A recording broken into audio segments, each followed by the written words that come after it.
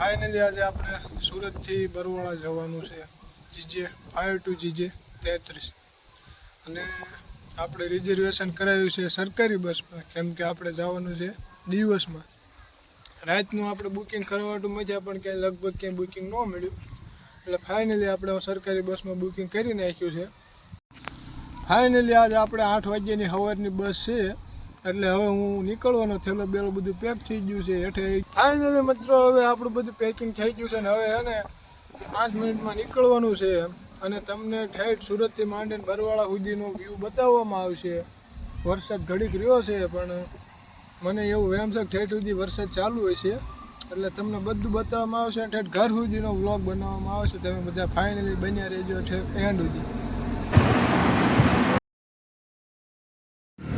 તો ફાઇનલી મિત્રો બસમાં બેસી ગયો છું અને આ તમને જો દેખાય આપણો સુરતનો રોડ છે સિટીનો હવે આપણે સિટીની બહાર હળવે હળવે નીકળવી છીએ અને એક મજાની વાત તમને જણાવવાની કે બસ આપણી વાટે ઊભી હતી મારે પહોંચતા મોડું થઈ ગયું થોડુંક અને રિઝર્વેશન હતું એટલે બસ આપણી વાટે ઊભી હતી ફાઇનલી બસમાં બેસી ગયો અને બસ ઉપડી ગઈને આપણે નીકળી ગયા સિટીની અંદર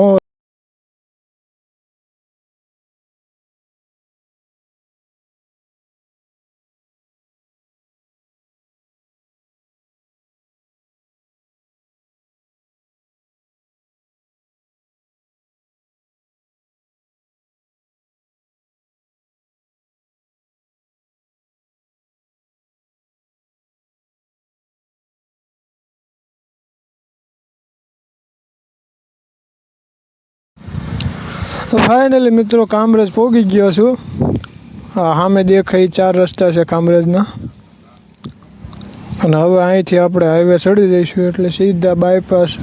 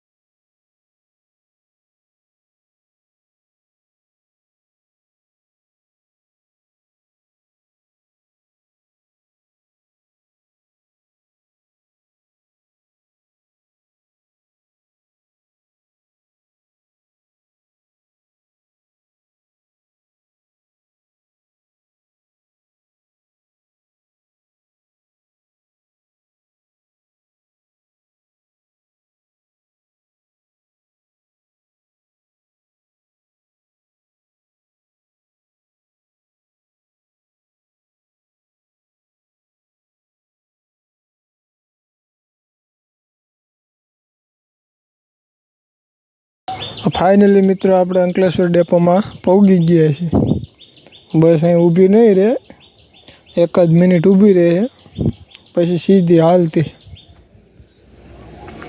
તો મિત્રો આપણે જો અંકલેશ્વર ડેપોમાંથી નીકળી ગયા છીએ બહાર બસ થઈ ગઈ છે હાલતી હવે આપણે આ બધો નજારો જોતા જોતા હાલ્યા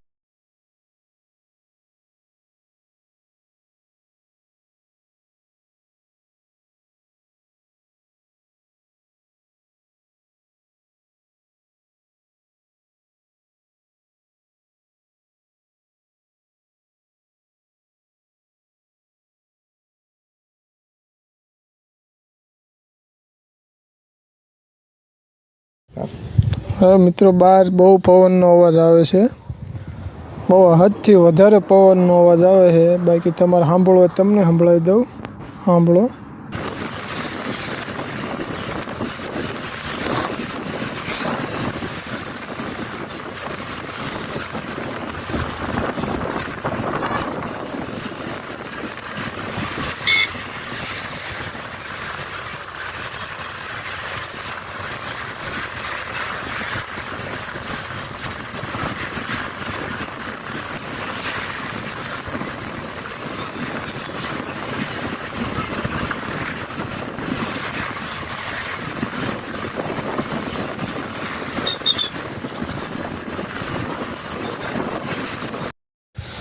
તો મિત્રો તમે સાંભળ્યો ને અવાજ આવે છે ને બહુ ભયાનક એકદમ ડેન્જર અવાજ.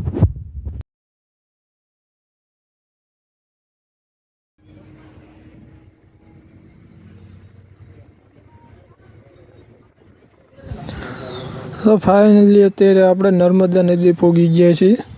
આ જે નદી દેખાય છે નર્મદા નદી. અને ઓહો વરસાદનું એમાં પાણી તો જોવું આવ્યું.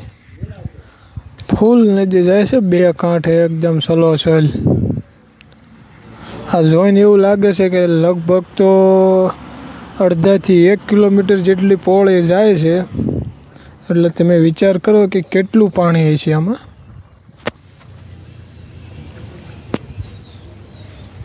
એકદમ જબરદસ્ત બે કાંઠે વહી જાય છે નર્મદા.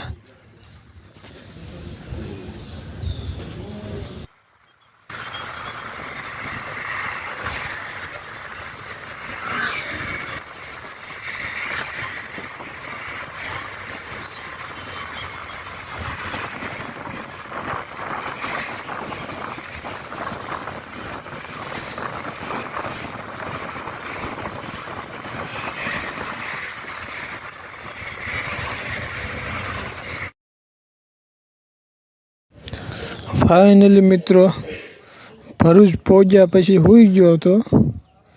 ભરૂચ પછી જેટલા ગામડા સિટી એ બધા જતા રહે. વડોદરા વહી ગયું છે, તારાપુર વહી ગયું છે અને હવે ભાલ વિસ્તારમાં પહોંચી ગયો છે.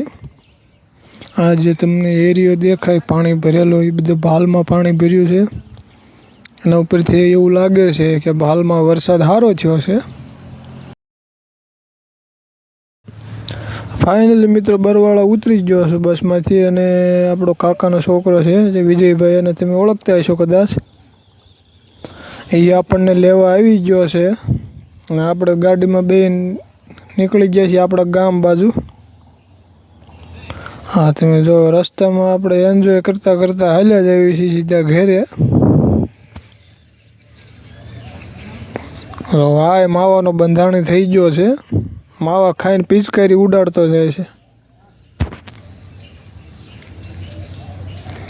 જેમ જેમ આપણું ગામડું નજીક આવતું જાય છે, આપણું ઘર નજીક આવતું જાય એમ હરખ વધતો જાય છે. જો લેવા આવ્યો છે એને તે હરખ છે.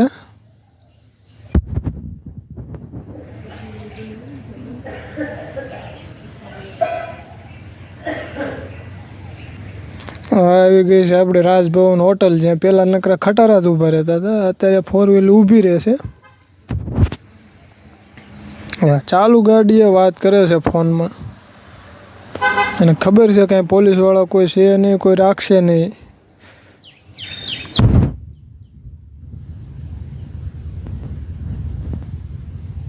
ફાઇનલી મિત્રો આપણે અંદરથી એકદમ ખુશી થાય ને, કેટલા ટાઈમ પછી આપણા ગામ પાસે આવી છીએ એવી ખુશી અત્યારે મને થઈ રહી છે.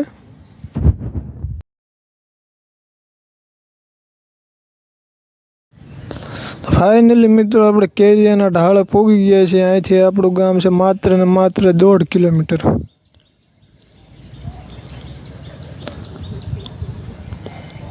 કેરિયાના ઢાળે આ નિશાળ બની ગઈ છે વલ્લભી વિદ્યાપીઠ. પહેલાં અહીંયા કાંઈ નહોતું, હવે નિશાળ બની ગઈ છે. બધું પબ્લિક આવે જવા માંડ્યું છે. બાકી અહીંયા પહેલાં બને ત્યાં સુધી સુમસાન હતું હાવ.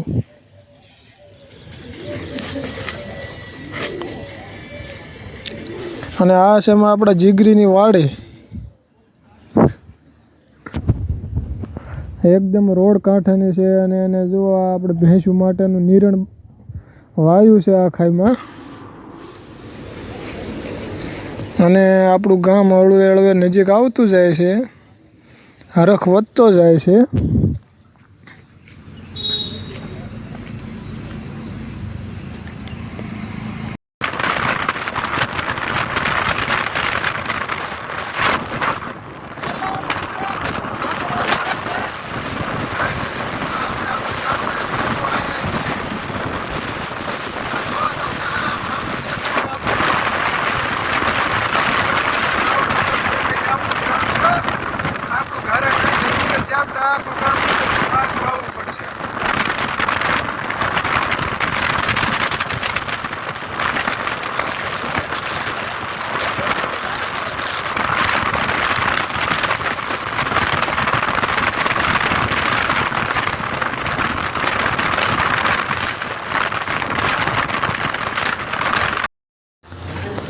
ફાઇનલી મિત્રો આપણું ગામ આવી ગયું છે ને આપણે થઈ ગયા છીએ ગામમાં એન્ટર. ગામમાં કરતાં પહેલાં રામાપીરનું મંદિર આવે છે. જય રામાપીર. ગામમાં વરસાદ લાગે છે, ગામમાં બીજા પાણી ભર્યા છે.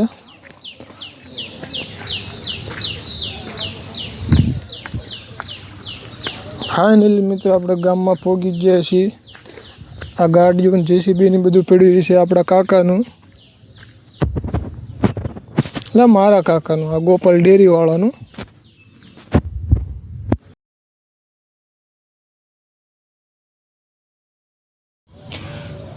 ફાઇનલી મિત્રો આપણે શેરીમાં પહોંચી ગયો છું અને બસ આ જ શેરીમાં એક ઘર વટતા આપણું ઘર આવી જાય છે. અને આ મિત્રો આપણું ઘર આવી ગયું.